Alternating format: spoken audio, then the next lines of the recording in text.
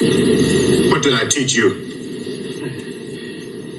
You are Duke of New York. You're a number one. I can't hear you.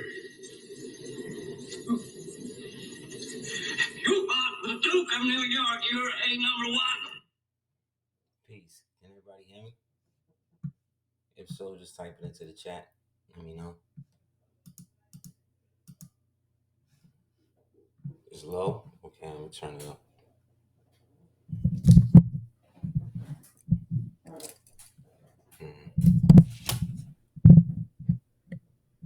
How about now? Is it better? Is it better? Louder? Okay, cool. Excellent. I hope everybody's been well, inshallah. People haven't been put out by too much of the craziness as we transcend through another day in the apocalypse, you know what I mean?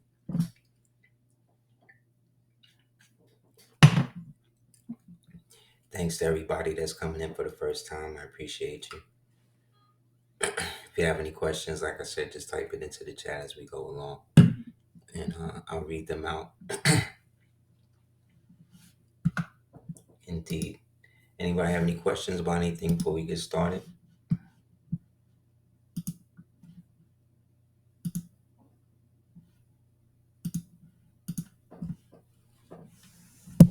A lot of stuff going on, of course. Just checked out the Thunderbolts movie. Brother Dan just checked out the Thunderbolts movie, like how he said he wanted to be more, then he turned jet black. Exactly. Yeah, went into the void. And then started bringing everybody else into the void, into the so-called real reality. That's why they all just got blacked out. However, being that the whole thing is being run by people who aren't into male heroism, they had to stop the villain with a hug, you know? You know what I mean? They talk about how they want to bring realism into stuff, but then you know what I mean? But then they kill the villain, they stop the villain by hugging him. Just like the other dudes in the other movies stop the villain with the dance off. You know what I mean? Once it's okay, but two is okay. This is because they don't have good writers. They don't have anybody that really understands heroism anymore, because the hero's journey is one that's tied into really male fortitude. You know what I mean? Not saying women can't be heroes, but they aren't. They're called heroines. You know what I mean? Which, ironically, is also a name of a drug. So that's a whole nother thing to ponder. But outside of that, the hero's journey, part of his journey is to discover himself and his truest self by his relationship with the woman or women or whatever along that journey. Because then that usually dictates whether the individual is a hero or a villain. However, when you have everybody that are now villains, you know what I mean, they can't write stuff for heroes because they don't understand heroism. So what they do is they try to make the villain more sympathetic. You understand? They started doing this with movies like Despicable Me, Megamind, where the super villain is trying to destroy everything is really the misunderstood one. And then the hero, who everybody likes or whatever, the Superman archetype, he's now somehow flawed or a Homelander type. They're obsessed with the anti-Superman, because that's all of this is what I'm talking about. All of this is communism shit. All of these shows that just you watch and you're like, what is this? And it doesn't make sense. It's because of what I'm telling you. Because the narrative, the expressionism in narrative storytelling has taken a second seat for the overall agenda, which we'll get into.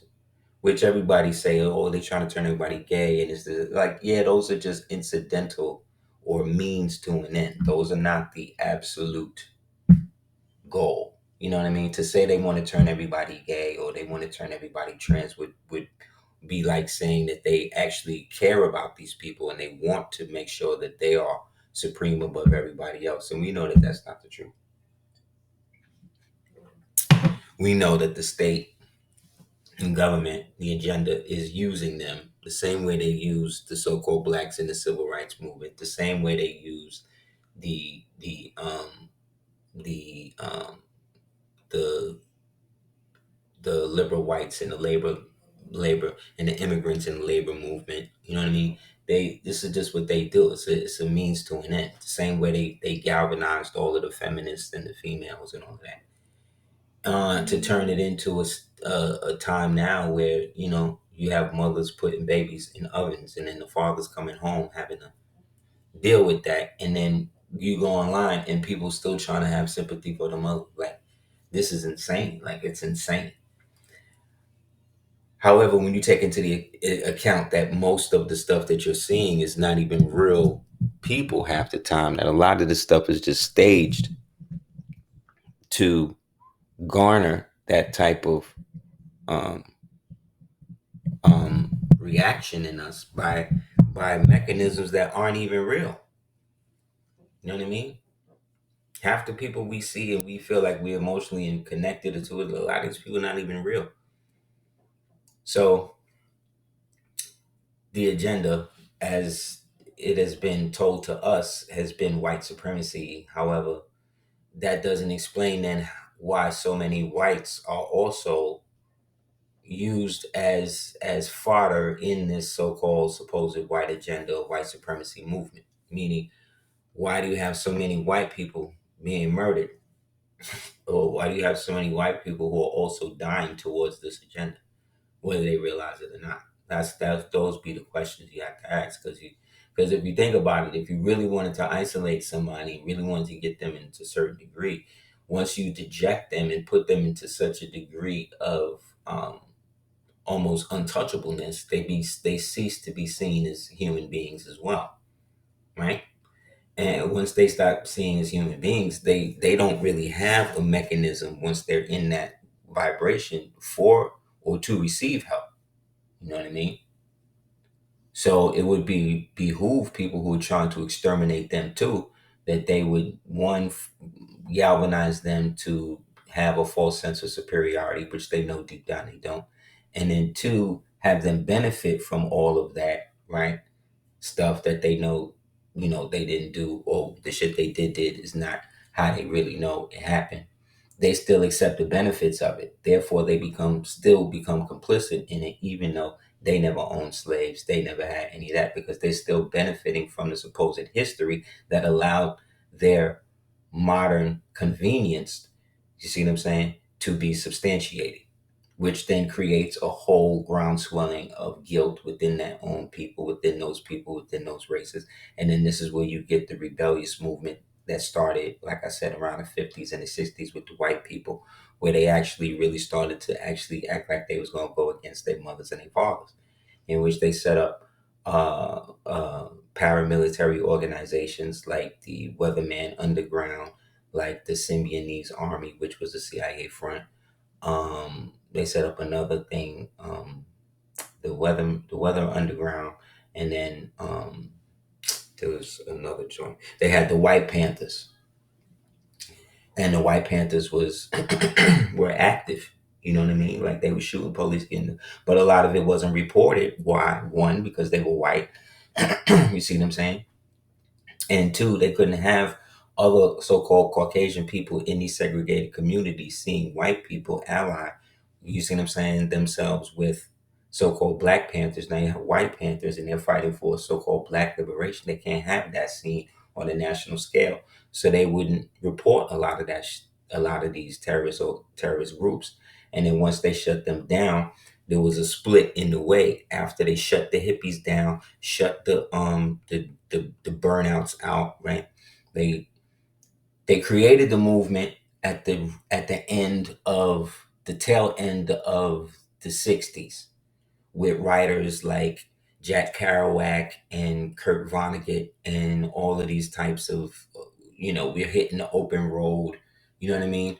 And then that develops by the late 60s and 70s into writings of straight CIA mind control handlers, human child traffickers like Hunter S. Thompson.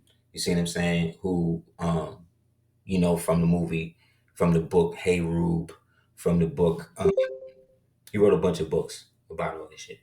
And then he was cool with another CIA ex-German Nazi, a white Nazi nigga named Edgar Burroughs. Burroughs winds up becoming the handler for, moves to Seattle, and then years later becomes the handler for Kurt Cobain. So you see what I'm saying? So this is how intrinsic this historical aspect of what's been manipulating our perception of ourselves, of this reality, of how the government interacts with us. You see what I'm saying? Because the thing about the government people don't want to accept though is that the government will work against you, right? And at the same time have mechanisms in it to work for you.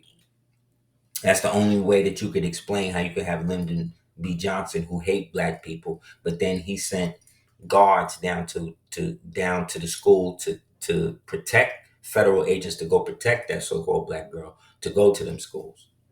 See what I'm saying? But remember, busing only went one way. They was taking the rich, affluent, melanated, upper middle class kids, and they was farming them out to the white suburb kids, to these isolated, segregated communities that they had kept bottled up and kept segregated in these small little redneck boss hog towns and stuff, and kept them radicalized with the whole KKK fake Confederacy jargon that they are known for.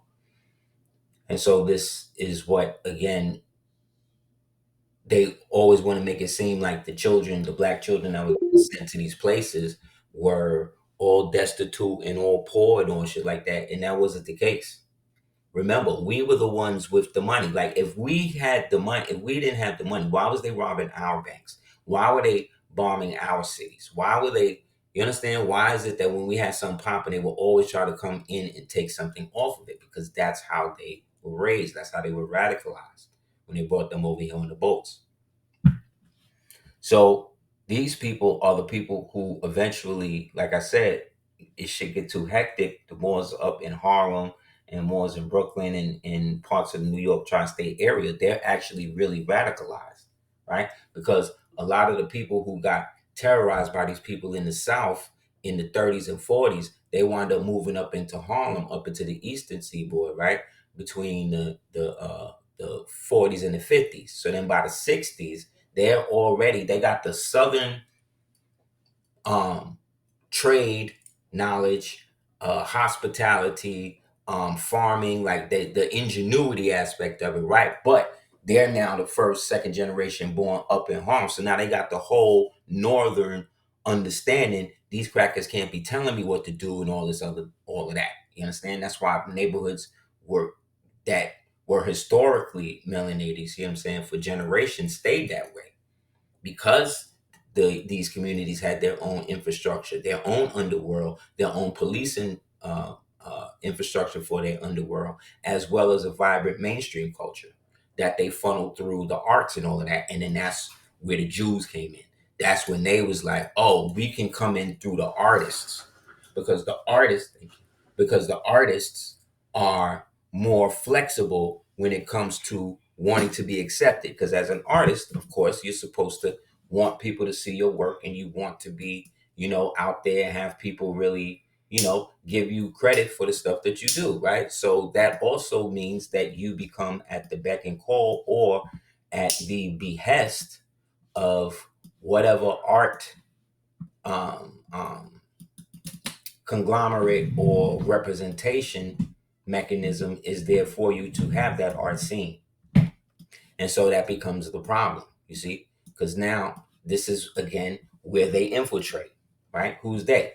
The so-called small hats, or the ones who seem to have always been able to use vice through the arts by using the arts as a shield for vice and use that to basically manipulate markets worldwide, get people strung up on dope and all of that, right? However, like I said, this system don't come from nowhere. It's coming from a real live place. It's coming from a system that was in place for people to know how this works and how to manipulate it. You understand? So what we see as our lives, right? They are dealing with us as a social experiment on a type of life that they can have access or jurisdictional favor over. Understand?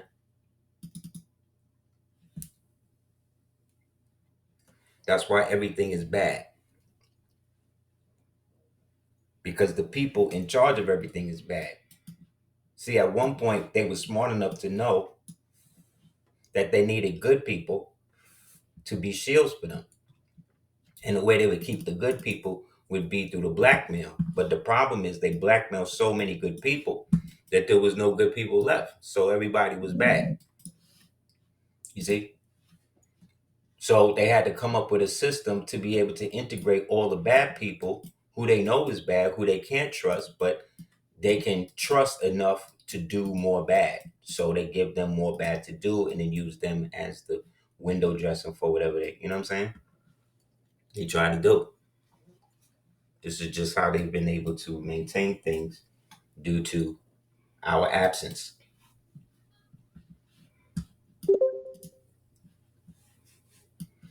Like when you look at these images, I'm going to show you, you'll notice one thing. Everybody in them don't really have no faces. And then on top of that, they are all wearing the same clothes.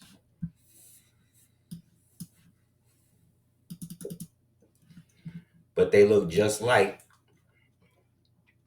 the people in the Thunderbolts movie.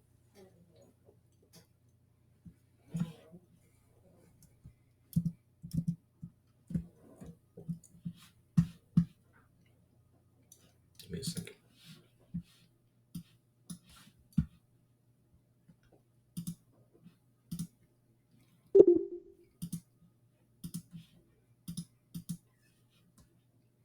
See what I'm saying? Who's taking all of these pictures? And what happened to this place? This is obviously what they call Russia now, but we know it was, many different things. At one point referred to as the Kazan Khanate, from where great Moors like Tamerlane, Timur, them came from. But look at these dudes. They all look like undertakers.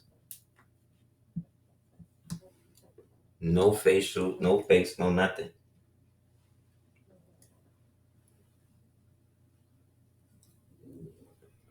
This is in, again, the time period of what we were talking about, 1800, after the destruction, the wars, and all of that. So these are the inheritors of that.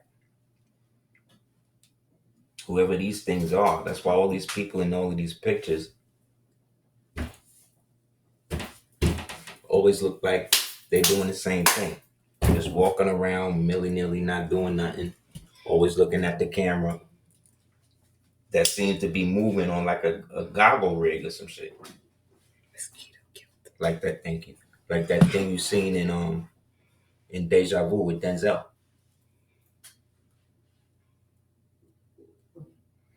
One of the old conspiracies is the one about the chronovisor.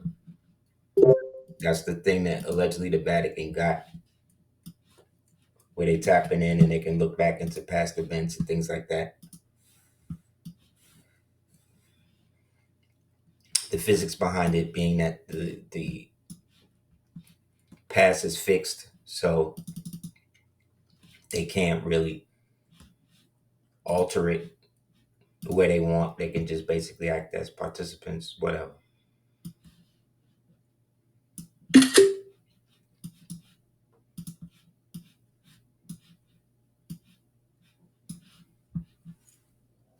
One of the wars that we was fighting was against these, again, according to the Peruvian people, these giant so-called reptilians. with weapons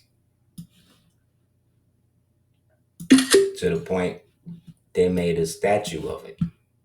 Then at the same time, there's a story about this Dutch lady, these people in Deutschland, right, who said that they was living next to this dude who had like bad eczema for years, allegedly. This allegedly his picture in the middle. And it turns out that he, allegedly was one of them people.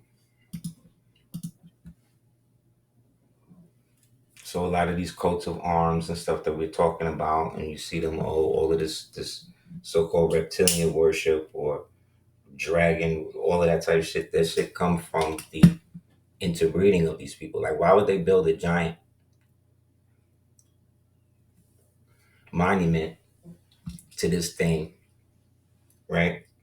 Where it's on like government property. Like, it's not like they just made it to commemorate, these battles that our people was fighting against these things.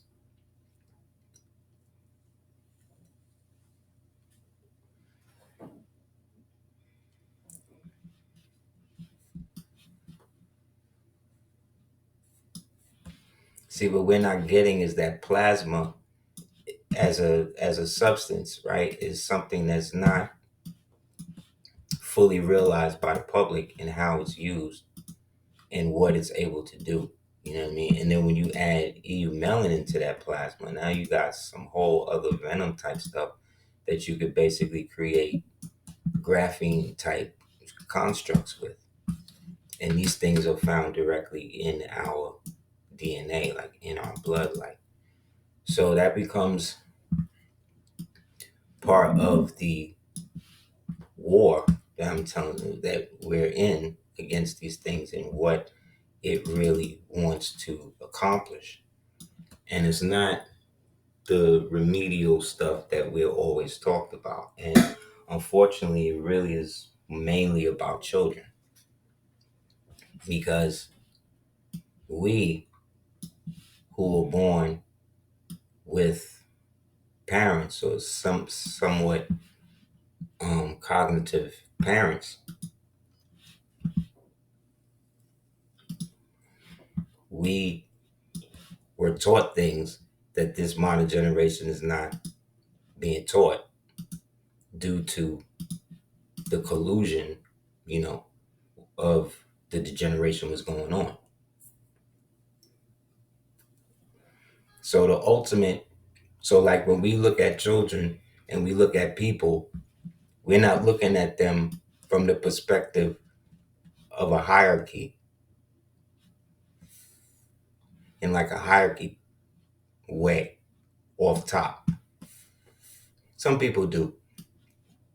But I think most people, when they come across other people they don't know, if they're not trying to avoid them altogether, they're striving to keep the encounter as civil as possible, unless they're trying to get something from the person. Now you're bringing in criminality and stuff like that. You know what I mean? But when it comes to the overall perception of how we look at what's happening to us, it becomes a situation of civility over chaos. Because most people just want to live or live well enough where they don't got to really depend on anybody else. Then you got the other class that has been inundated with the parasite, so they only see people as come ups, which breeds the criminality, which as a human trait is not indicative to color. Meaning that because you're melanated, that doesn't mean you're naturally prone to criminality. The environment usually dictates that. You know what I mean? Because when we was living better, we was getting away with a lot of the same stuff that they doing now. That's where they learned it from. So unless you always want to put them, the proverbial they, in a position over you, then you become an issue. So it's something about the different eras of breaking us down is how everybody became more comfortable with how things are today. So you think in the 60s when all of the sisters at the beginning of the decade cut out all of the presses and the perms and all had afros. At some points the sunlight hits the afro and you'll actually see a halo around the afro, and this is what everybody was wearing. And the structure of the afro at that period, if you look at how people carried themselves, it was very upright. You know what I mean? Like it wasn't a lot of like slouchy niggas back then. It was a lot of like job turkey, like loose dudes, but it wasn't a lot of like even the junkies was holding their heads up. You understand? And then it went to the era of the hip hop era where we now started to keep everything in. We started putting hoodies and stuff on it, holding it down because the environment that created hip hop, at least when I was coming up in New York, was one of almost a militaristic type of situation.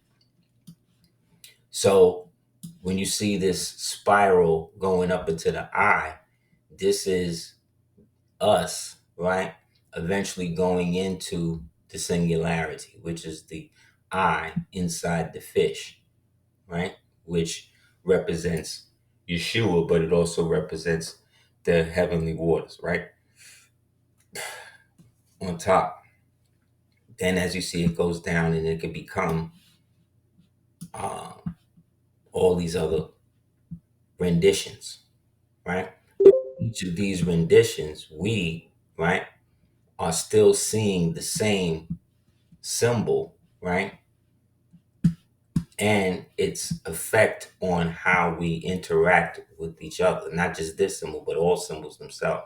That's why I was saying back then, people seen things more bicameral, so they could have their own thoughts, but because they were still at a time where the waning hadn't fully transgressed, meaning people still had the imagination, right, which goes into the belief, which then softens the walls within the subconscious to allow, you know what I mean, these interactions that then they translate down into books, right, and stuff that then people then take and then start to ritualize, right, and then eventually these rituals or whatever become the so-called faith, right, of whoever it was based on.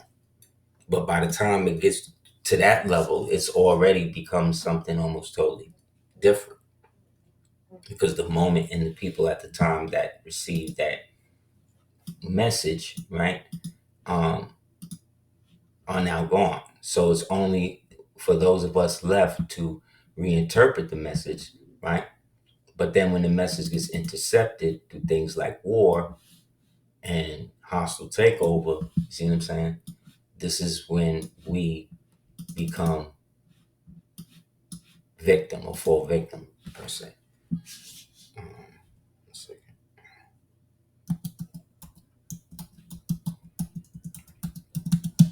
So some people up until recently thought that because they saying they were Cherokee or because they were saying they were, Indian or this and that, that was going to be enough to ward off all of the stuff that's now coming out about all of that. You see what I'm saying? This is now where the rubbers meet in the road because now everybody got to understand that when before Columbus or these people that you're referring to even got here, these cities and these castles and these mounds and stuff is already there. But it got to a point where the people's rebellious children decided that they wanted to maintain a new way of life based upon how they seen they so-called European cousins in them, whom were originally colonized by us over here. So if the further back in time we go, we find that it's actually through what they call the oral stories of the ancestors of the so-called clans and tribes that Pan-Africanists and people are referring to as, them descending from, which is not a problem. It's just to say that you're descending from people who were originally from over here, who went over there and brought with them the sciences and all of that, and then the appreciation of that was then put into their oral statements and traditions. So when you see a lot of these old images of these so-called African deities that are doing these dances and around peoples and all of that, though they're actually patterned after the original so-called Americans or Americans or ancient Phoenicians or whoever who went over there after the deluge and helped reestablish civilization enough to get everybody up and running, and then eventually came back, which is why all of their stories is about their ancestors coming from the sky or their ancestors coming from the water or their ancestors, right? Like, why do we think that is? Why everybody having the same story about the same peoples coming from the same places?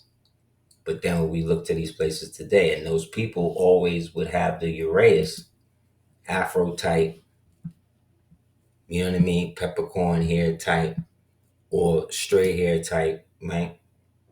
Coming over and giving everybody the wisdom or doing something for them that they, being from there, could not do for themselves. Then they say that Yeshua was born in Bethlehem.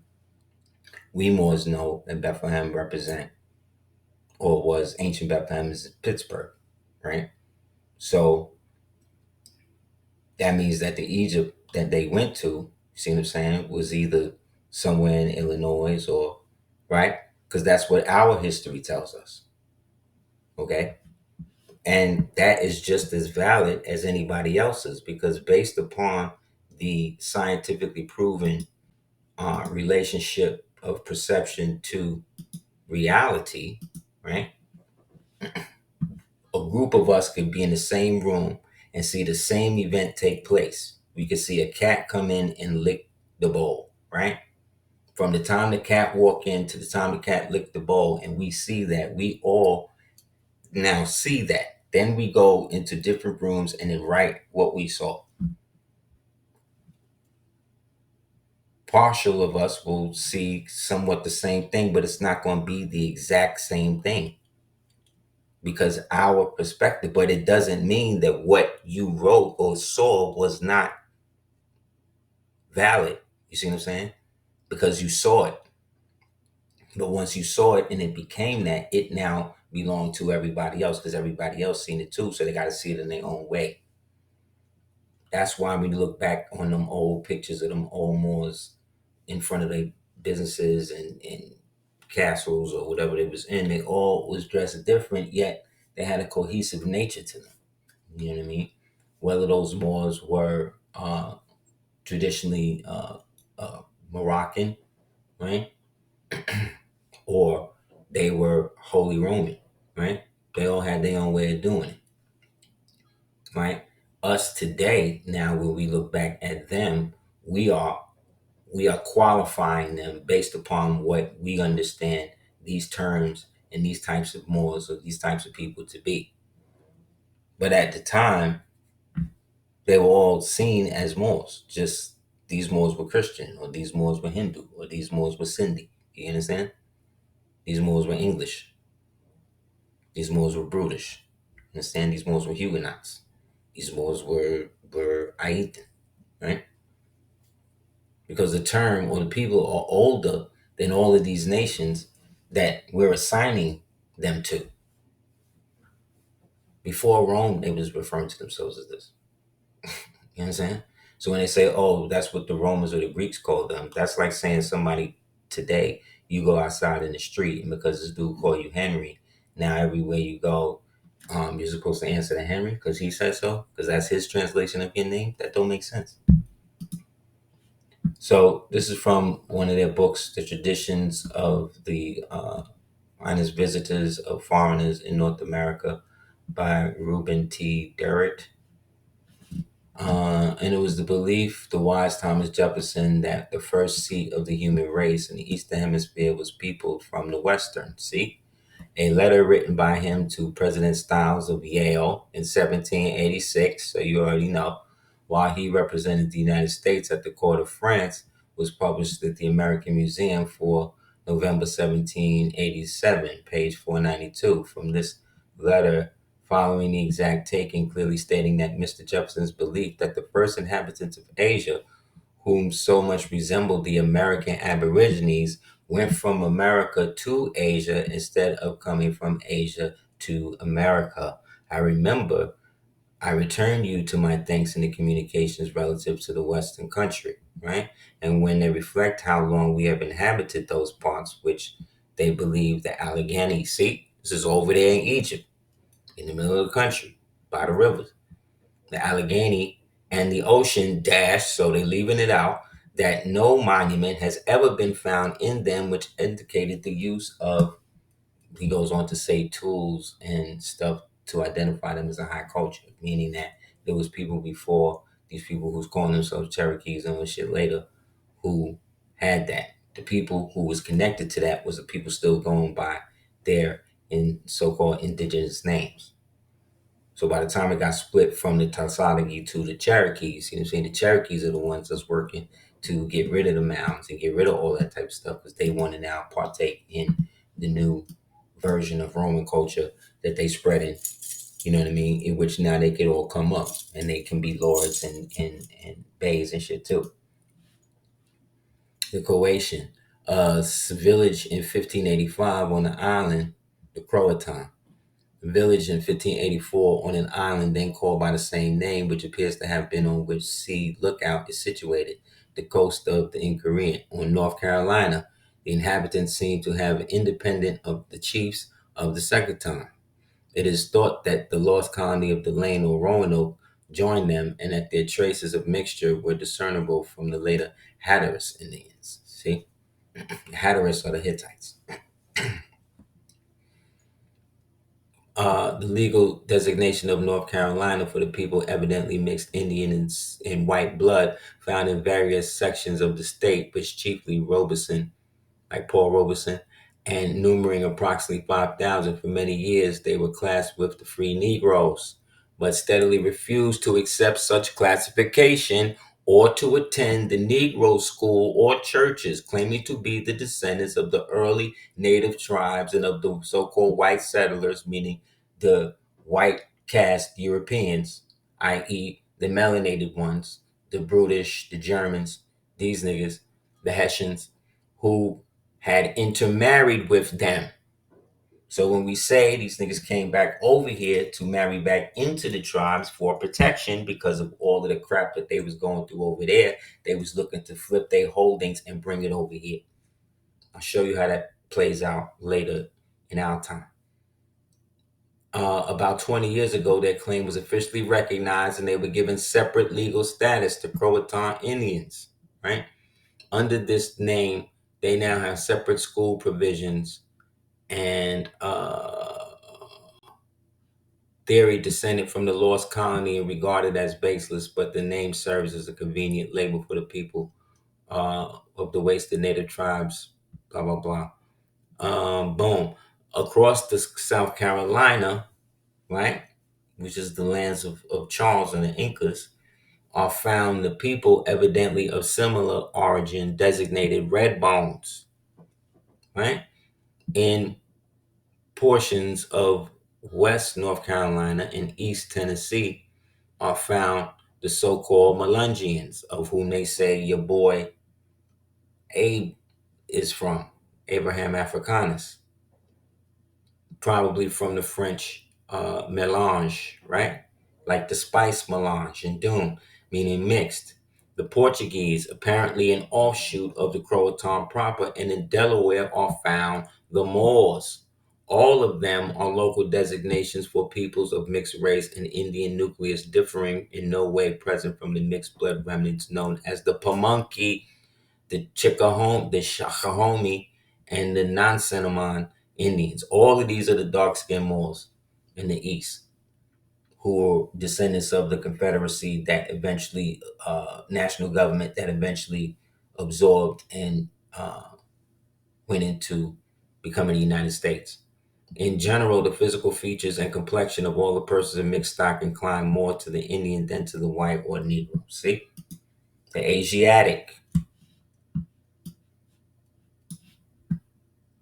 So when they say in Asia, they say in Africa. That's why you have the Khoisan people who are the progenitors of the so-called phenotypical Asian today or so-called Chinese today. Which is why the name Africa was named, again, not by Romans, but by the original so-called last speakers who were from over here. Set up colony situations, colony satellite kingdoms over there. And then after the fall, they basically adopted or, redistributed things how they felt they should have it.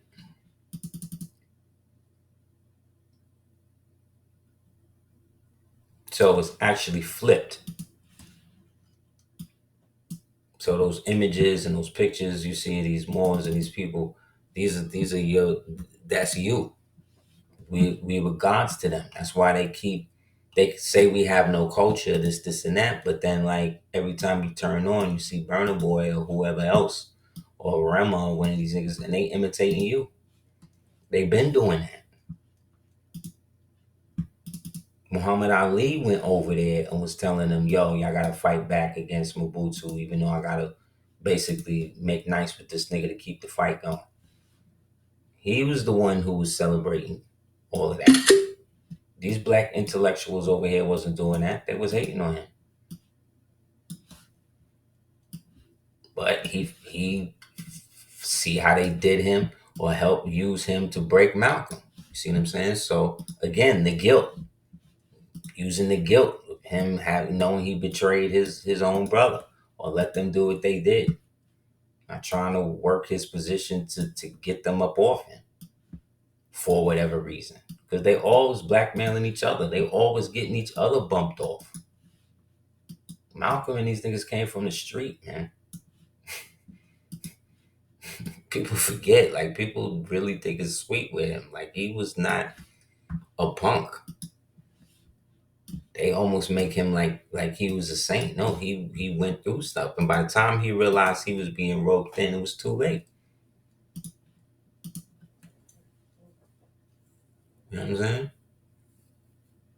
And if you look at every organization, after every organization, these things fall, the fruits of them go into whatever's next that is supposed to blossom into another form of liberation for people to actually get free from. So you have an Afeni Shakur situation where some people say it was staged and all of that, and then boom, from her loins or whatever comes, boom, Tupac, right? The same story of the Christ. He don't know who his father is. He coming from a single mother. He was born in the ghetto, you know what I'm saying?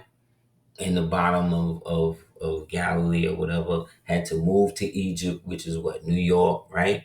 Took on the name of New York. Remember his first name was MC New York. It's textbook. Then had a respite period where he basically is actually able to actually have something right and then invest himself into that. That's the whole artistic period where he becomes somebody totally different, totally effeminate, right? And then from there, boom, next thing you see him is strictly for my niggas. Like, how they do this? By knocking down the infrastructure. How did they get us to where we are? But while we're fighting the mechanized wars across the world, right? Back home, we thinking everything is cool under the Sharifs and stuff that we got positioned, but no, it's not like that because they getting overrun. Our women and children is getting bagged up, getting forced off the land, getting put into to ransom situations, right? New battle now in progress. Whites advancing into Little Africa. See, but that's not what the people called it themselves. That's what the white people was calling it. You understand? Because while this is going down here, the battles is being fought in other cities all across the country. Because this was their time to move up, to move against the last of us that still had connections to and land rights and all of that stuff to um, the pre-destroyed world that went down between what they're saying is the beginning of 1800s to early 1900s, and then again by 1933 to 1944. So the Great War, when they talk about this, they call it the Great War. That's different than World War II. The Great War again was us, the last of us. You know what I mean? Holding it all down, watching it slip away, watching these niggas turn coat, and watching these new niggas pass, and then create laws to make it about color, so that way they could seize the land through colorable title, keeping the war segregated, keeping everybody at odds, not realizing that they fighting their own people. It's just that you don't know because they white, or you think they white, and they not. It's really like a Drake type nigga who's passing. It's trying to say he different from you, and when you and him got the same moms, like this the type of stuff these niggas was doing. Get that book, The Blue Vein Society, man. That's where the Jack and Jill programs and stuff that these these affluent blacks send their children to this day, perpetuating the colorism to help sell products like perms and relaxers and shit. Why you think Madam C.J. Walker was so big? Because she was a part of that push. She was a part of that Booker T. Washington, Teddy Roosevelt, W.E.B. Du Bois, fake egalitarian push to move people away from their own nationalism, so that way they would free up and let the Jews come in and buy up everything on the pennies on the dollar. And then there was a war between them. And at the top, prior to Bumpy Johnson and them, like I said, prior to Bumpy and all that, was this when he was dealing with Hitler. He wasn't having it. He was running them Jews away from business.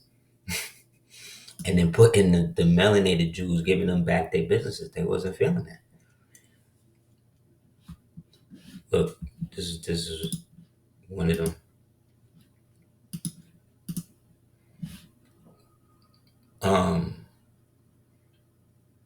In this March 23rd, 1900 speech before U.S. Senate, Senator Jim R. Pitchfork Ben. See? Pitchforks, right? The rakes, as they say. Ben Tillman of South Carolina defended the actions of his white constituents who had murdered several black citizens of his home state. Tillman blamed the violence on the hot-headedness of the Southern blacks, right? And on the misguided efforts of the Republicans. See? During the Reconstruction era, the Civil War, to put white necks under black heels. See what I'm saying? He also defended violence against black men, claiming that the Southern whites will not submit to the black man gratifying his lust on our wives and daughters without lynching him, and the evocation of the deeply sexualized racist fantasies that many Southern white males have. You see? Because remember, across the world, white Moors is buying white women and selling them in mass to harems. Shit, these people didn't have no life. People was selling their children like this. You know what I'm saying? Because the like I said, it took time to go around the world and destroy all of these people and these cities and all of that. So, they had to do what they had to do. It was a long, drawn out campaign. So the 19th to the 18th to the 19th century was just basically like the mop up. And then those of us that whatever, I think, just went underground. And by that, I mean like dormant within the soul, the pineal organ. And then just started to reincarnate when the new vibration and generation was set to come try to flip it up again. So yeah, they read this. So this was a congressional thing. They call it the Wilmington race riots, but it started from Wilmington and then spread all the way and resulted in what happened in Tulsa. And while that was happening there across the world, same thing was happening because it was a concerted effort of a certain group of people, in which the United States now, like I said, have been taken over. Because remember, after Washington took over the so-called United States for America, right?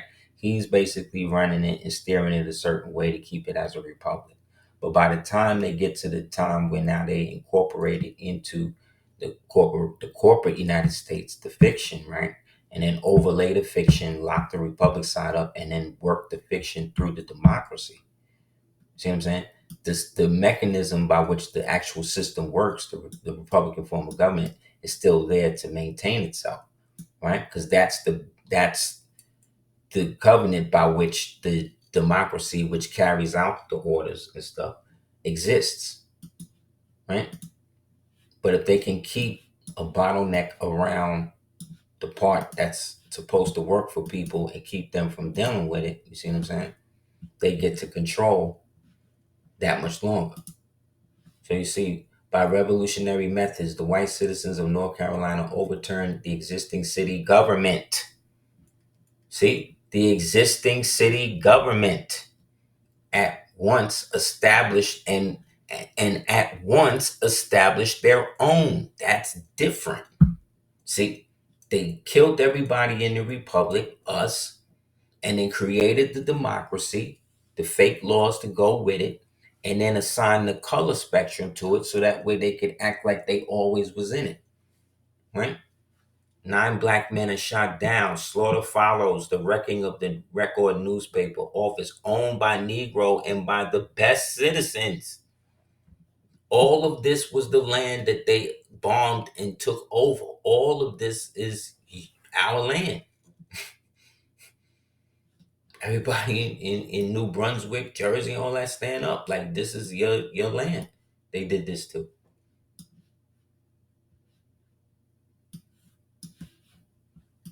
Why do you think the Muslim presence is so heavy in Jersey? And the Muslim presence is so heavy out there? Because Moors was fighting back. They was not having it. So they was literally killing them. But it shows you who owns the government. Who was running the government? The people they kicking out. And then what did they do? Set up a new one at once. But that new one is illegitimate. It's still not legitimate today because it was done by force. Governor Russell declares city under martial law. Rapid fire guns are ready. Negro office holders resign. And a leader of the uprising is chosen as mayor. You see that? The uprising, meaning that these were people who were under jurisdiction already.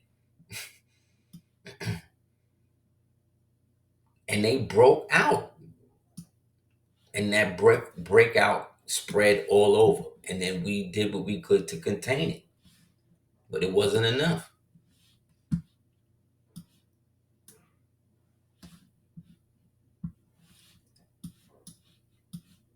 Because in the end, the what you call a company is still underwriting all of this. The Morocco company is still underwriting all of this. They have to pay all of this money to that. But again, what they're not talking about is the fact that Al Mansour and these people, these were American sultans, and that this is what they used to refer to as the Orient Dominions.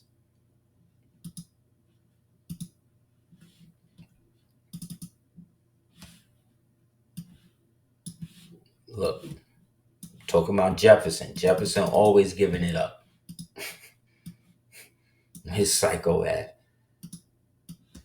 So they're always letting people know because he lived like a barbarous Moor.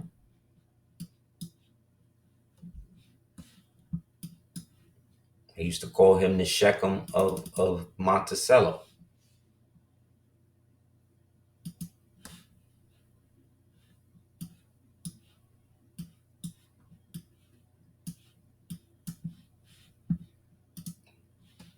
But up until they established the United States and all of that, they were still considered traitors to the British Empire. You understand? But at the same time, remember, they're all related to these niggas. George is related to George. That's why they have the same name. It's a cousin or a father and a son disputing over territory. But when they realized they was going to lose, they realized before that they already had land agreements with the original chiefs that still had power, right? Still had armies, still had land rights, growth rights. So they figured, well, we could sign over at Cornwallis and then get some gold out of them in the long run as a penalty fee, and then at the close, when we're about to collect on that, our rights with the so-called Moors, i.e., Indians, to keep doing business here economically, we'll still be able to do that. That's why after the Revolutionary War, you still had British trading posts on American soil, because if it wasn't for them, how was they going to do the knowledge? And at this time, the so-called British Empire is in league or under the jurisdiction of the Moroccan Empire that's running everything out of Philadelphia.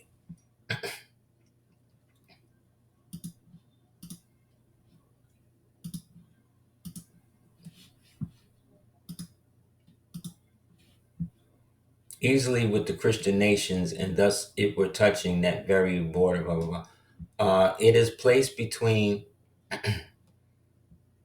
in a position and character to invite singular and suggestive comparison. It is placed between the 29th and the 38th degrees north latitude, occupying nearly the same parallels with the slave states of our union, meaning the states that the Moors are still enslaving Caucasian people. It extends over nearly the same number of degrees of longitude over with our slave states, which seem now, alas, to stretch where from the Atlantic Ocean, which is the Barbary coast, all the way to the Rio Grande, which then justifies the congressional annexation of Texas of 1845, right? Which talks about the end where the whole jurisdiction then also begins. So right here is showing that the jurisdiction extends even beyond that, because in the annexation is saying that the jurisdiction of the Almoroccans at that time is extended then from the Rio Grande all the way west to California and then beyond. This is saying from the Barbary coast, which is the Atlantic coast, all the way up is where they doing the most slaving at, right? Which is really the transporting of prisoners of war and the newly grafted or whatever created people that they dealing with. Is supposed to embrace about 700,000 square miles, which cannot be far from space comprehended by what may be called the Barbary States of America. So this is what I'm saying. Like, the chief seat of Christian slavery, the Barbary States of America, nor does the comparison here. Algiers, for a long time, most obnoxious place in the Barbary States of Africa. What did they call um what did they call Tulsa in the paper we just read? What did they call it?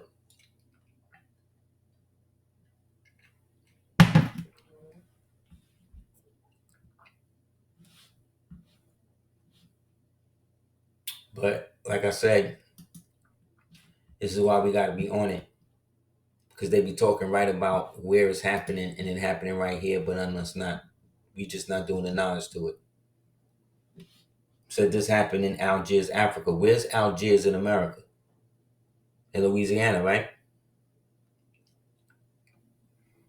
And those people in Louisiana, after being kicked out with the Trail of Tears, because they was a part of that, They moved them out west in Tulsa, right, with their kinfolk and them peoples out there, and then they built up all them oil wells and started getting all the money like that. And the white people who weren't living in the place referred to it as Little Africa. So this the Africa they talking about over here.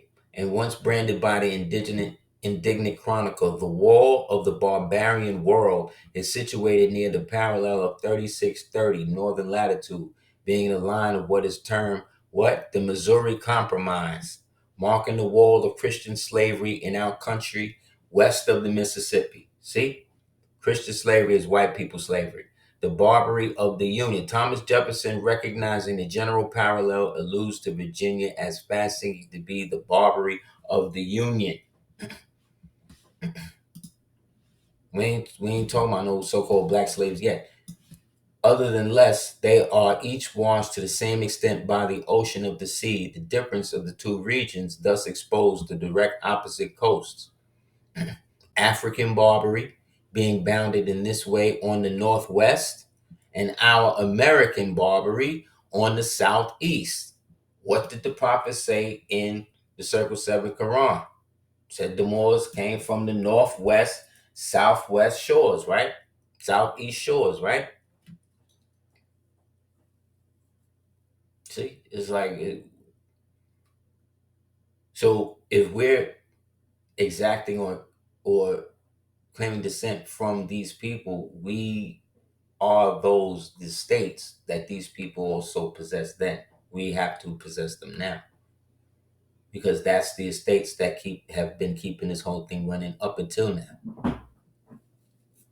So when they say this is Morocco and all that, when we look at the CIA manual and it has the picture of all of that area in the Philadelphia's region, and it says Morocco, this is what they're talking about. The real jurisdiction. Right? What does it say? So I introduced the comparisons in order to bring home to your minds as nearly as possible the precise position of the character in which the territory and the seed of evil I'm about to describe. It might be worthy of inquiry why Christian slavery, banished at last from Europa, banished also from that part of this hemisphere, which corresponds to that in latitude to Europe, should have entrenched itself in both hemispheres between the same parallels of latitude, so that Virginia, Carolina, Mississippi, and Texas should be the American complement of Morocco, Algiers, Tripoli, and Tunis. So this proves again that the abolitionist movement is the movement of these outlaws and these interlopers that's being brought over here under the Transportation Act in the British Empire, right? To be seen as just what they are.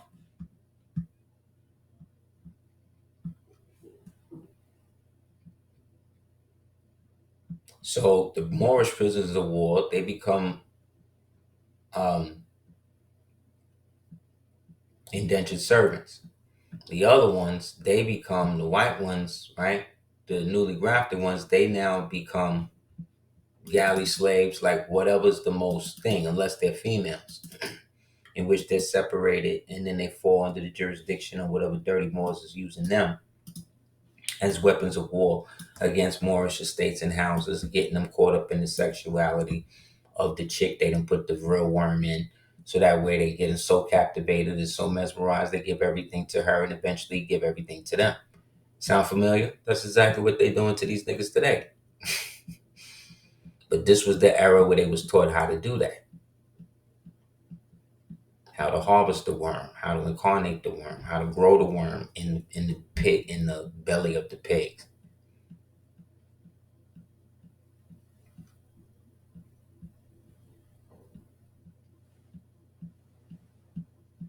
Understand? So it got so thing though, but see, some of these people also were talented though, right?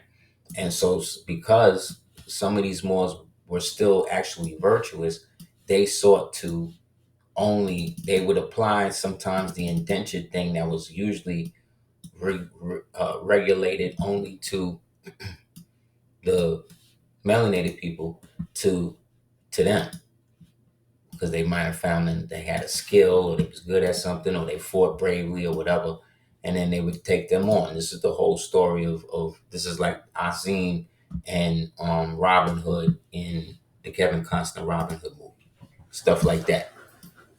You know what I mean? No. So it becomes a traditional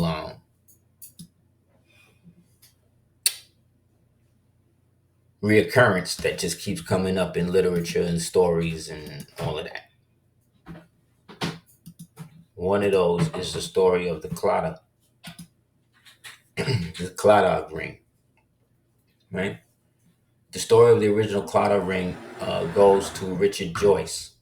He had been set to be married when his ship was captured by Algerian pirates, right, from American Barbary, and was sold as a slave. Trained as a goldsmith by his Moorish captors, Joyce crafted a ring for the woman that he couldn't forget. Upon his release in 1689, see, the Moors let him go. Joyce returned to the Claddagh and gave her the ring, right? So this ring right here, like in the Irish community, if you're part of Irish, you know this is the ring. You know what I mean? That if he give you this, like y'all in it. The Claddagh ring is the symbol of the love and friendship originating from the fishing village of Claddagh near Galway City. First used as a symbol by the fisher kings of the Claddagh. See, these are the so-called descendants of Poseidon. These are the Moors that was there already. That was also fighting against the British. In the 17th century, design of the ring features the heart encircled by the two hands with the crown above. So this is what I mean about affecting the culture to the point that people are, to this day, benefiting from, you know what I mean, us actually freeing some of these slaves, due to us still being a benevolent people.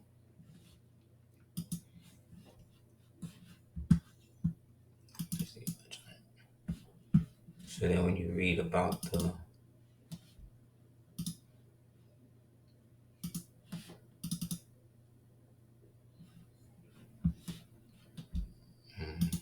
one second.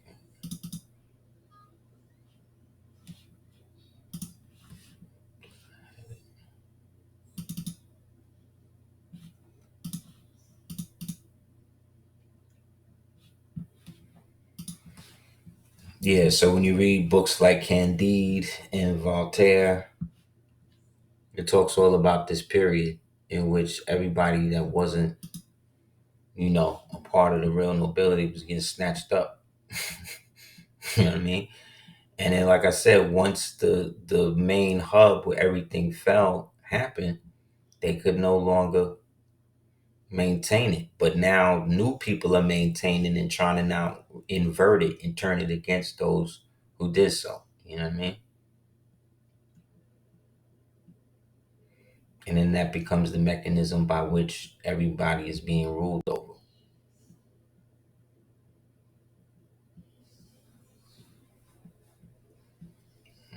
One second.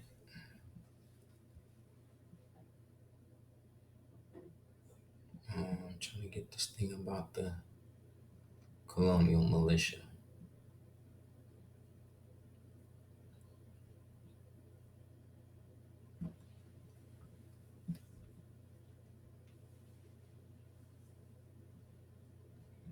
One second. Anybody got any questions while I'm digging this out?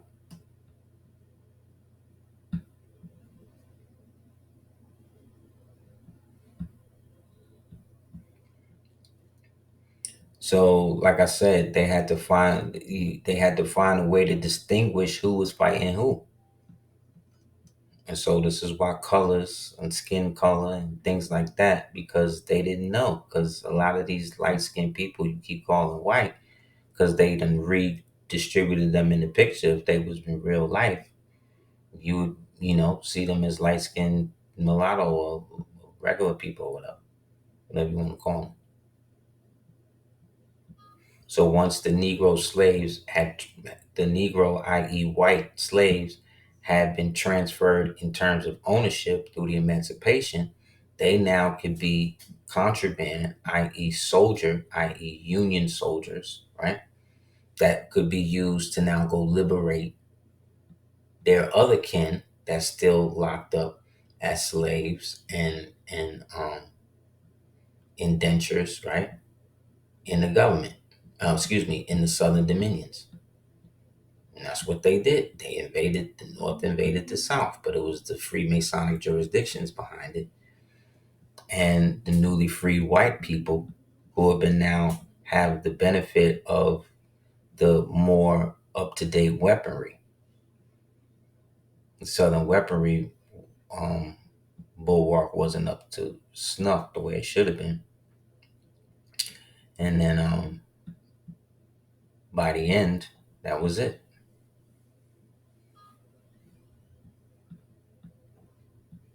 You know what I mean?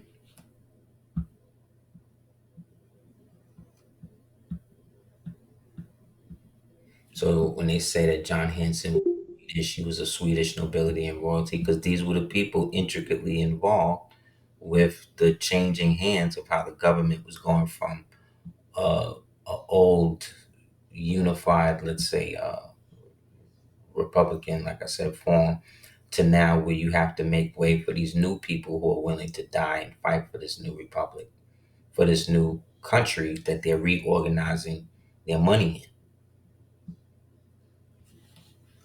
And that became the United States, taken directly from what we are calling today the Iroquois or the Haudenosaunee Confederacy, which itself is just another way of saying Moorish dominions or kingdoms. So, because these people were forbidden to have titles of nobility up until a certain point in history, you see, they were now functionaries of the same obligation that they had to now uphold it. But they couldn't trust everybody to do it, so they had to do that. Because remember, they at the same time all of this is happening, Weishaupt and them is being exposed as the newest version of the heretic. So they have this grand convention in which John Hanson presides at some college somewhere, and they make the agreement, the truce. He or the ancients, which is Hanson and the rest of these niggas, they the ones who keep everything in place for the future generation that they don't already did the astrology on. That would basically come to reestablish the dominions, again. And then they had everybody else who was now going to act as the stewards for them. And so the true power withdraws itself because, again, these niggas have joined up with the draconian side of this.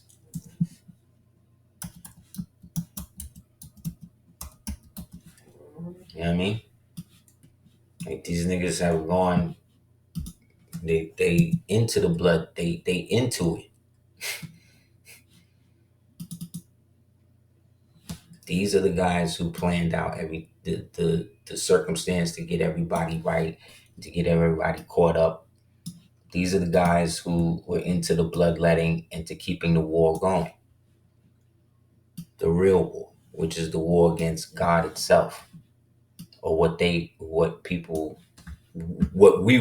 would call God, not the German gut and all goat or whatever. We just talking using that in lack of a better word, because everybody watching might not be Islamic or might not be Hebrew or Christian or whatever. So whatever you see the supreme being to be, even if it's nothing, that's still a God that you are saying doesn't exist, which means that if nothing doesn't exist, then nothing is that which doesn't exist.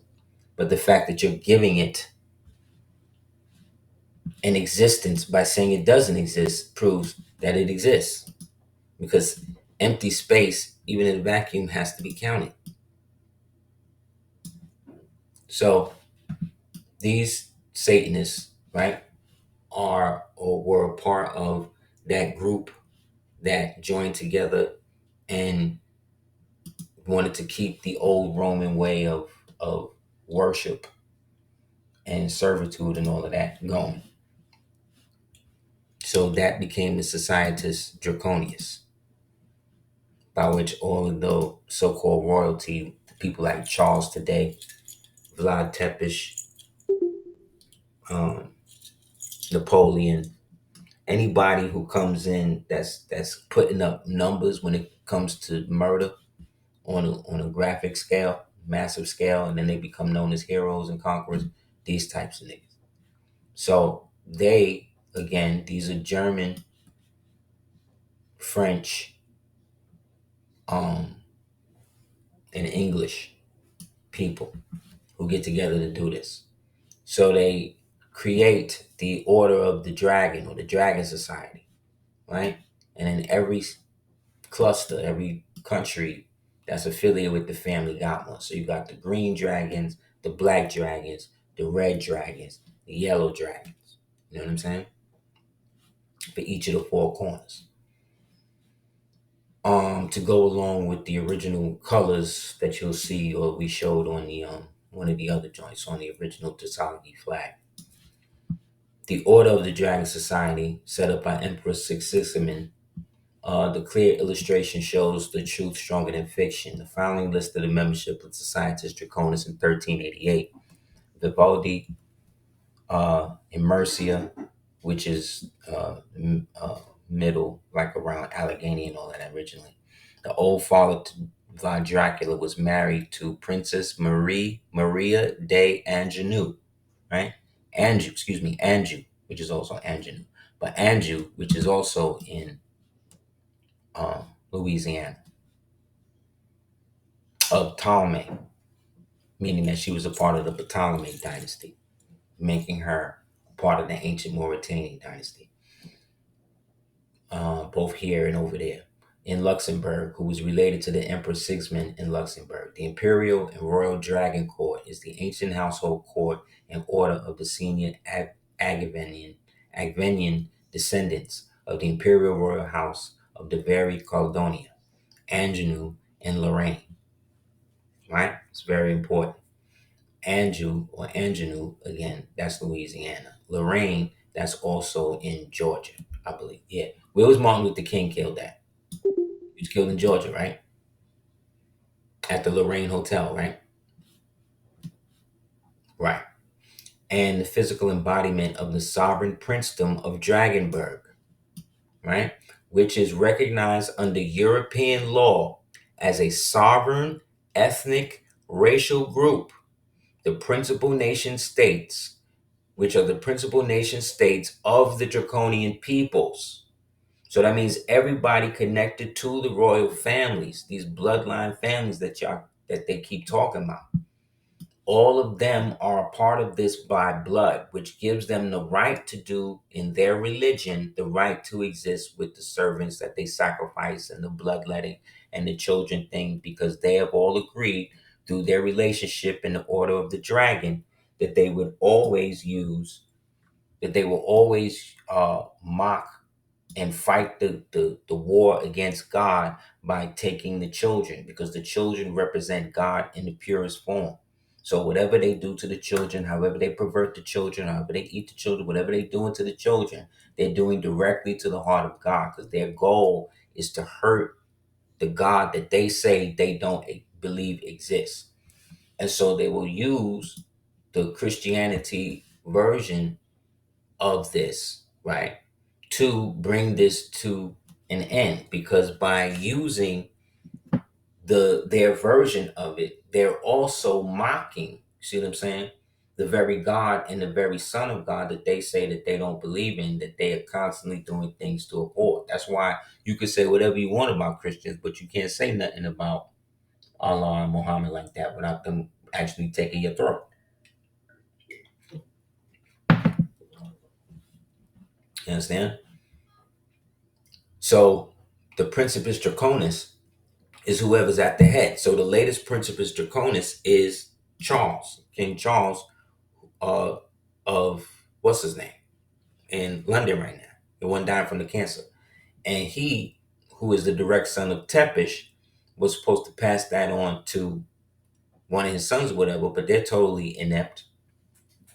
So in that, what I think he's about to do is basically turn the country over, try to, if they don't do what he want, try to get them to abolish the monarchy and then turn it over to the state and then have the state basically become Muslim because he got nothing but Muslim people running, Muslim Brotherhood, I should say, people running the country. All of this because from the original Continental Congress, right, we got all of these dudes, right? Peyton Randolph Bay, he was the great-great-grandfather of Pascal Beverly Randolph and the last Grand Master of the Rosicrucians of the world, right? Henry Middleton, all of these dudes, right? So then, after which the 8 other Moors followed as president, 10 signers of the Articles and 9 signers of the Declaration. So when you went from the Articles of Confederation into the so-called United States Constitution, right? Constitution for the United States, that's where you're getting the changeover, right? That's why you got to have that. You have to have the Confederation, the Articles, and then the ratification, which is the Bill of Rights, i.e. the Constitution, which in each one provides for the preamble people, the original people. There was an old Moor named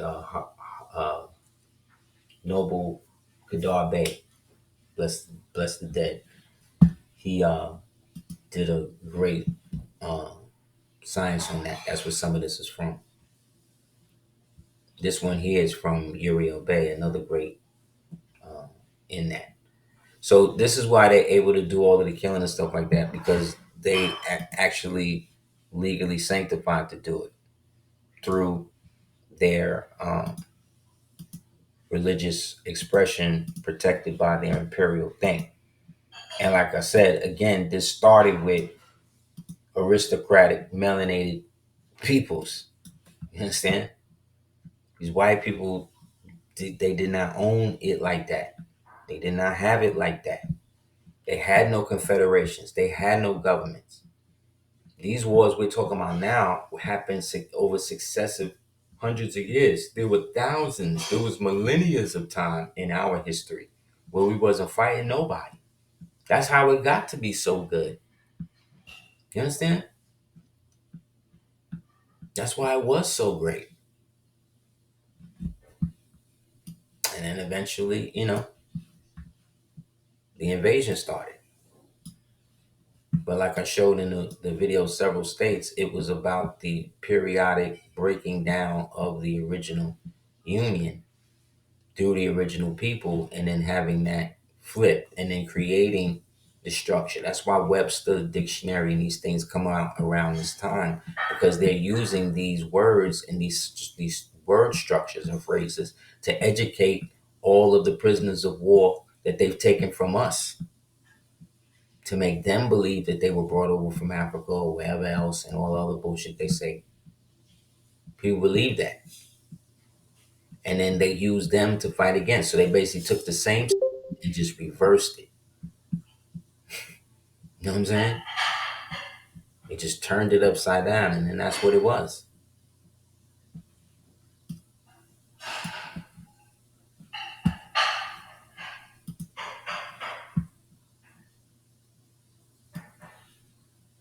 So because this has always been a genetic conflict between family members, right? Who from ancient times were separated, but in the most ancient time were connected. Because like I said, this is why we're the gods to everybody else. That's why everybody look at us with such love and hate. Because we're the ones, I'm telling you, the first Hebrews, we're the stories. We're the ones that they tell the stories from. That's why they don't have no stories about who in their family descend from us or who in their family was kidnapped and tried to find us. Like, there's no stories of anybody else on the planet like that with us. Why? Why? Who wouldn't come and look for their people like that? So what, we supposed to believe they sold all of us? How could they sell all of us when they was under the jurisdiction allegedly of the white Europeans? who themselves was at the time dying of the bubonic plague. How all this is happening at once? Like, I don't know how they doing this.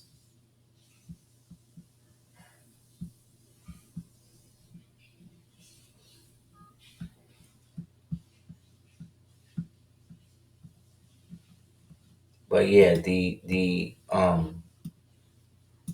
12 tribes thing, the Moabite thing, these are all just names that we're using today to identify elements of us that were taken from different places at different times. You know what I'm saying? So when they talk about the Fisher Kings with the ring that I showed you, that's also showing you that that's not just something that this Irish dude made up. That was the symbol of the Galloway Fisher Kings. The Galloway Fisher Kings, if we get close to them now, this is taking us all the way back to the Gaelic relationship between Scotia and King, something with a G, Gladar or something like that. So that means this is something that's going all the way back to ancient Egypt, but ancient Egypt over here.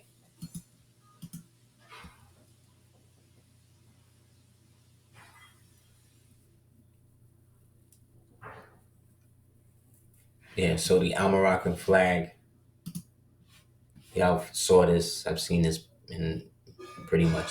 This flag of the continent of the United States is the American Almoroccan flag of North Central South America, giant islands. The Almoroccan flag is a standard which the treaty and peace and friendship is signed between the United States. Yeah, so we would call this the treaty or the old flag. You will also see this flag with what they're calling a British standard in the canton next to it, but sometimes it's also just red or whatever.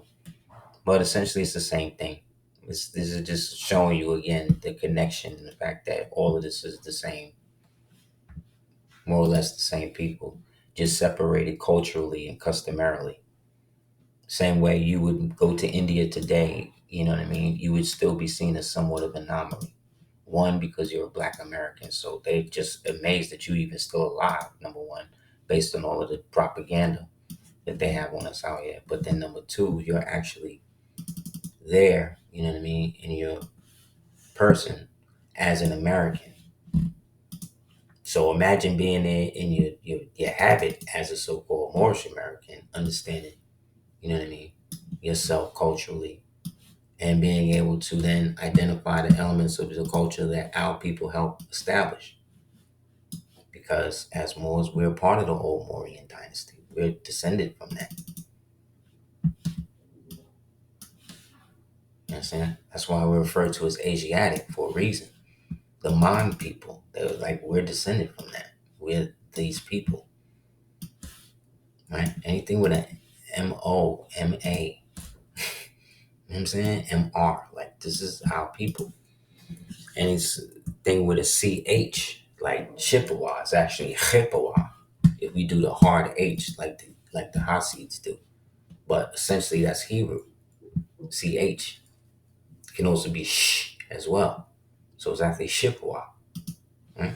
Because all these Chippewas also were connected to all of the sultans and these people that was running the jurisdictions and the peoples and the places at that time that hadn't yet fallen. But these people, you think that they're primitive, but they actually had, look at that. That's a city in the back. Those are row houses. These ain't teepees, bro. These are ships in the harbor. This is masonry. Look at the aqueduct going down the city. Like, what are you talking about? Look at this more with the burnous on. Like, look at the colors. Why the red and green? Well, when you mix red and green, you get brown. You know what I'm saying?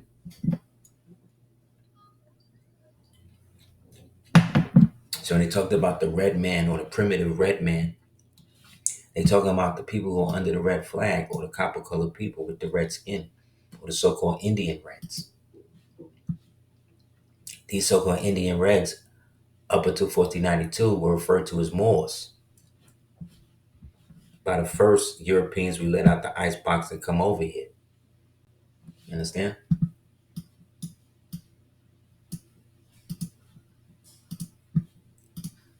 Only difference is when we accept that the original names of these so-called clans and tribes are what is most important, because that's what actually ties you to the Moorish heritage. By using those names, that technically can't be identified in that way, is showing you, because what it's saying is that, like I said earlier, all of those Western so-called tribes, the Cameroons, the Tuaregs, the Hausas, all of them type, and what they now call the Sahel, all of them descend from us. That's why we the most like. That's why we look the most alike. Even the Nigerians, same thing with them. They come from us. That's why you think they all come here. You understand? They have their own country, they own money, they own this, they own that, but they want to come here and get what you got. What they say that you a slave of, they come here to be a part of. They go on TV, use your slang, dress like you, marry your women, marry your men, do all of this, then make garbage entertainment to dehumanize you and make you look crazy, then say that you don't have no culture. So until we address that, I don't know what we're going to get into, because everything else is capped. The 17th century Dutch, or German portrait of a Moorish king could just as easily be a portrait of an American Indian ruler, which is the same thing. It's the same thing. The Europeans often drew a parallel between the desert dwellers, the Berbers, or the Bambaras, right? The Moors, the Tuaregs, the Moors, or the Amazonites, and the Native Americans. See the line again? See the lines? That's how you know it's the same people. You making it different in their mind. And look what it's called. Seeing both living simple lives with the potential either for noble simplicity or savage barbarity. See? In Konig der Morden in Orient. An image of the Moor in the Orient. It's from the book Crescent Obscured. Islam, the brother Trey sent me this. I guess you call this a meme. A while ago. So, what's the problem? When you say you are more, you saying you indigenous, you saying you imperial, you saying you not a slave, you saying that you not black, you saying all of this at the same time without offending nobody. You know what I'm saying? Without getting into all of the individual stuff that they always want to get you involved into. Because the $12 Indian, the $5 Indian thing, that grip is done. That's over. You know what I mean? And the whole idea of being indigenous or aboriginal is great. And I applaud everybody that's on that. All I'm saying to you is you have to find a way to anchor that into the so-called treaties in the states that actually apply to you now. We just showed and proved to everybody that all of the land and all of the stuff that they have came from our own estates, because we gave them limited jurisdiction for a certain amount of time. That was the sale that we read about in Time Walk about Meredith Quinn. But during that time, we actually extended and expanded the territory and ruled so much of it that the little pieces that they had us enslaved in, we let them keep, and told people that lived there, well, leave there for a couple of generations and then eventually we'll come take it back. But some people didn't want to do that. And once they stayed there, they then had to fall under and do whatever these Romans wanted them to do to stay. And some of them did, at the expense of themselves and their own children and culture. And that breeds what? Guilt, bitterness. And then what do? You start going deeper. And then pretty much now your whole bloodline, that's what y'all doing. That's what you're doing. You just here to betray niggas.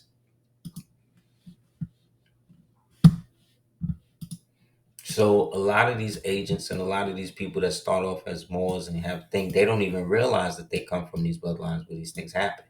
They just be doing it, and then by the time they get caught up, see, that's why they want your birth certificate. That's why they want your blood. That's why, so that way they could do a workup on you, spiritual workup, so they know how to work you.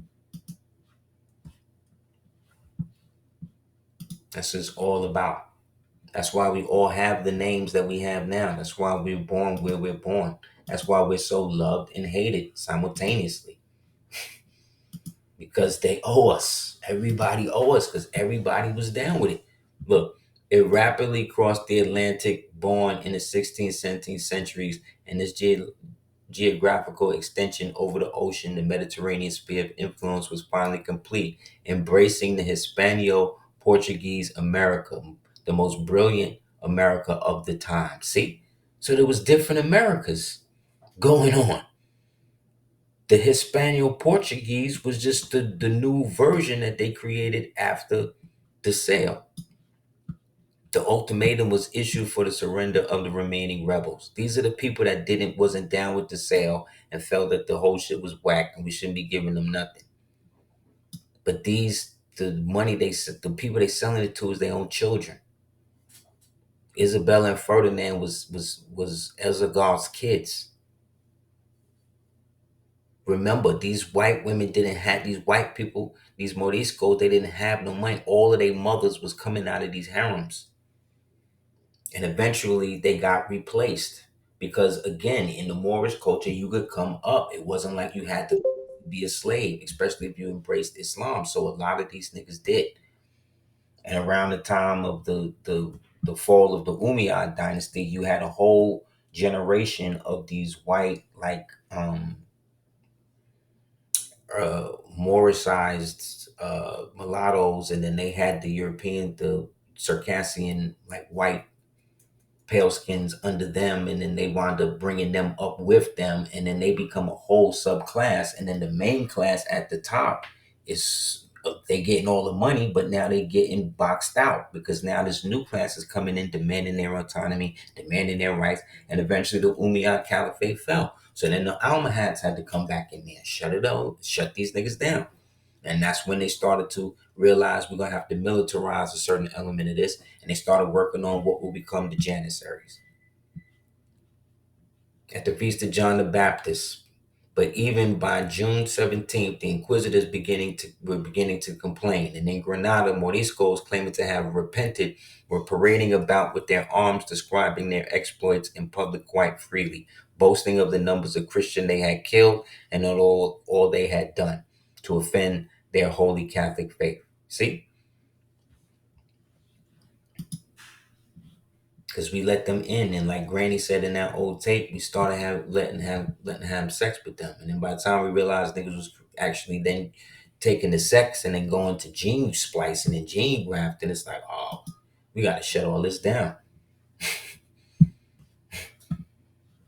So, anybody have any questions?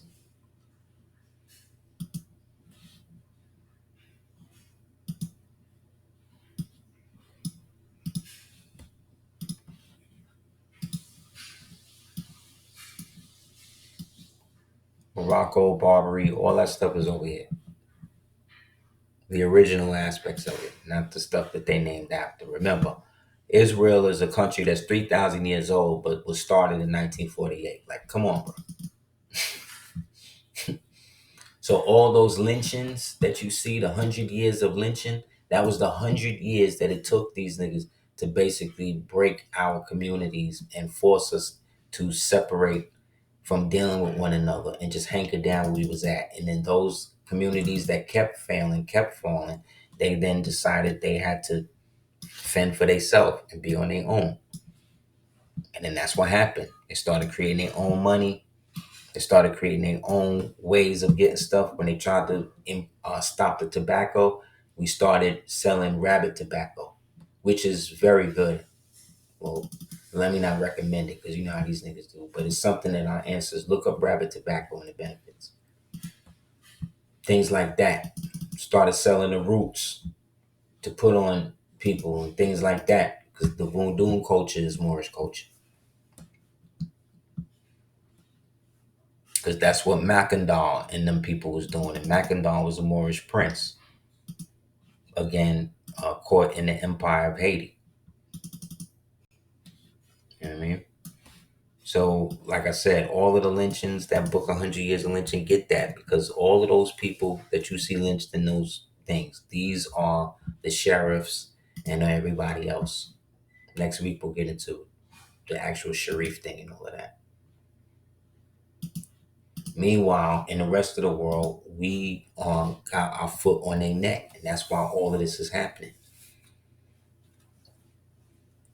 So again, the Moorish government is a limited autocracy, a theoretically absolute power of the Sultan being greatly circumscribed by the religious influence in which in measures support him and by the official proletariat in with which he is surrounded. The central government known as the Magazine, right? That's everything under the Sultan's jurisdiction. Everything outside the Sultan's jurisdiction is called the Bled el Sib. The religion of Morocco is Islam, the Moors being among the strictest followers of Muhammad. See?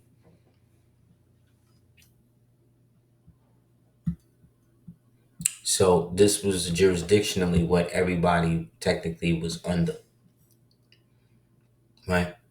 But you notice Muhammad is spelled Mohomet, because that's what they mean when they say Mohammedan. And then you have Mo, Mohammedan with a D. Again, just like you got more with a U, got more with a O. Like, all of that is cool. Just like you got Muslims and Muslims, and each one has its own subtle differences. But those subtle differences are the things that have been used to separate Moors for so long that it's time that we start to figure out ways to unify, in my opinion. So we can get back to this. The sisters can be like this. But this is who these people was killing and murdering. Wasn't just no regular Joe Smo nigga, poor nigga, because you done seen Red Huckleberry Finn and Tom Sawyer and all this other shit. Now you think that's how all ancient Southern so-called blacks was even during the antebellum South, and it wasn't even like that with everybody.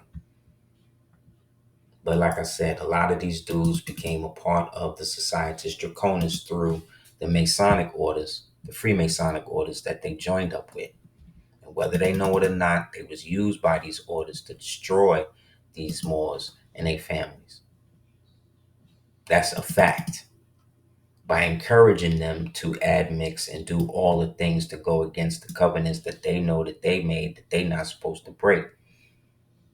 But the more they would do that, the more that will put them in position, see what I'm saying, to have greater influence over those Moors. Because now they had given up their own God to take the pittance from Rome. So all that work, the Burgomares, the Burgomeisters, to set up the colony, the Virginia colony, all that shit went to nothing. Because in the end, look where we at. However, we're again the generation to finally throw off the shackles of all that stuff. So I also think we should give ourselves credit for giving a damn about this stuff and figuring out how we can use it to better our lives. You know what I mean? So yeah, anybody have any other questions?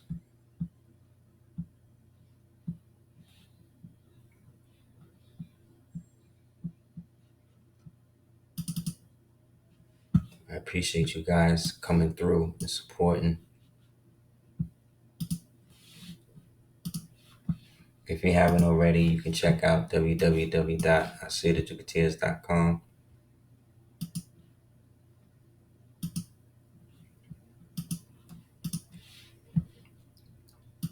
Thank you guys for the support on the Axis Boulders Love videos.